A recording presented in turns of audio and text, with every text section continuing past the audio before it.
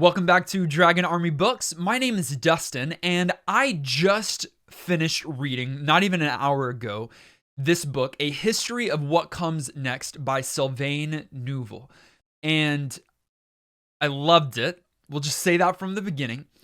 I have loved every book from Sylvain's that I've read so far. So I read the Sleeping Giants trilogy, which is a unique kind of sci-fi exploration of first contact, massive giants found buried under earth, giant like robotic structures found and buried under earth, but told in a unique way through kind of interviews, dialogue primarily. This story is very different, but also has some real connections to some of the similar ways that Sylvain told the Sleeping Giants series. I'll get to that in just a moment, but before I get ahead of myself, I want to let you know of the plot, what this story is about. So, in A History of What Comes Next, we are at the tail end of World War II, and we are following a mother and a daughter pair who are a part of the Kibsu.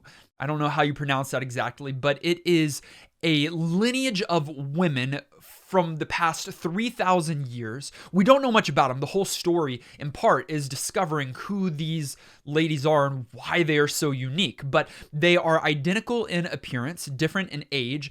They're mother-daughter pair, and the Kibsu always are. They are the 99th generation, the 99th generation.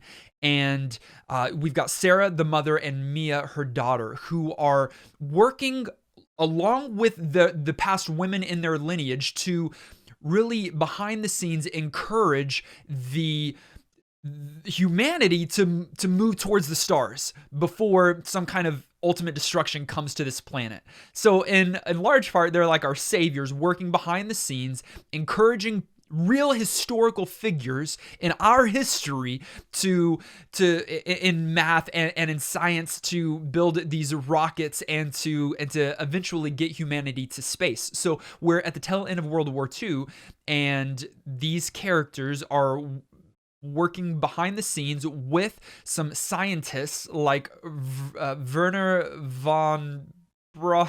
What are the names? I wasn't too far off, actually. Werner von Braun, you can look him up on Wikipedia, as well as a Russian scientist named Sergei Korolev and others to encourage and really spark what we now know today as the space race. What makes it all the more intriguing is that, again, these women, there's something unique about them. They are intellectually and physically adept in ways that mere humans are not.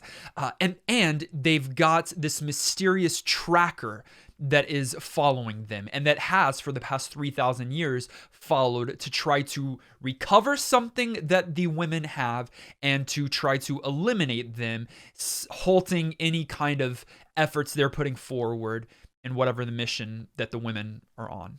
I get how some people might be turned off by the historical and scientific depth that Sylvain includes in this story because he wants to remain faithful to a lot of the historical events. So while this is fantasy sci-fi and there is some creation there, it's all tethered to real historical events. So if there is a rocket that went down in history, well, he gives a different reason behind why that rocket went down because our characters had some kind of interaction and influence over that, but the rocket still goes down. If this character died by a gunshot wound to the head, then our characters had a role to play in that, but the person dies to a gunshot wound in the head. And then when it comes to science, Sylvain's not playing. Like a lot of the details about carbon, I guess just CO2 and bubbles in ice and like the science behind these rockets. Some of it kind of makes your eyes go cross-eyed and bleary-eyed as you're reading.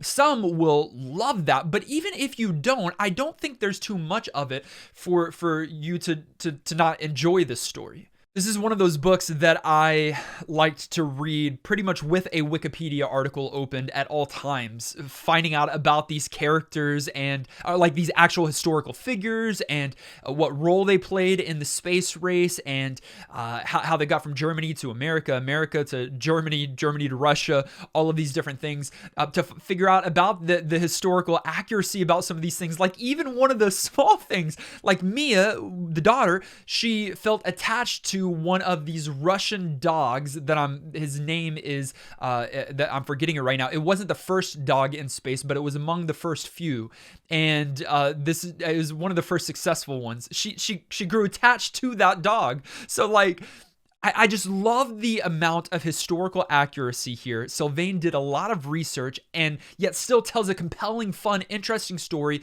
with two main characters that you really feel connected to because you're hearing from their dialogue and from their mind and feelings at all time. And then even some other secondary characters and relationships that I didn't think that I would be invested in, but found myself invested in by book's end. There are two other things that Sylvain does that I thought was really cool. One is that each of the chapter names don't necessarily have to do with the chapter itself, and maybe it does if I was in Sylvain's mind and knew exactly what he was thinking with these titles, but they were actually song titles from popular songs that came out the year that the story is taking place in that time. Because we go from like what, the 1930s, like 1939 to 1961. I think that's kind of the time frame there. So we get a whole host of songs that I was listening to as I was reading each chapter. That was a cool thing. And then secondly, there's these interlude chapters that give us the viewpoint or a story from one of the previous incarnations of the Kibsu. And so we get like a story, a biblical story from like when someone traded horses with King Solomon. And then we've got other stories throughout the time that the Kibsu have been here on Earth. And they are illustrating one of the key tenets of what it means to be a Kibsu and what we learn to be very important in our main story. Always run, never fight, preserve the knowledge, survive at all costs, and take them to the stars. I gave A History of What Comes Next 4.5 stars. I'm excited because it is not the conclusion. It is set to be the first book in a trilogy, so I'm excited to read more. And I just want to devour everything that Sylvain has written because, again, so far I've loved every single bit of it. If you don't mind, before you leave, could you drop down in the comments below and let me know any kind of like historical retelling, historical sci-fi, historical fantasy books that you really like.